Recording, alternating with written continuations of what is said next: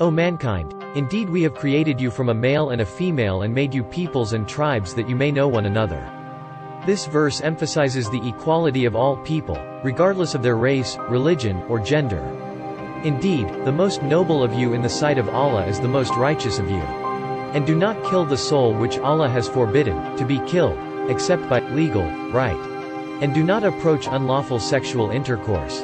And do not steal. Indeed, theft is a grave sin.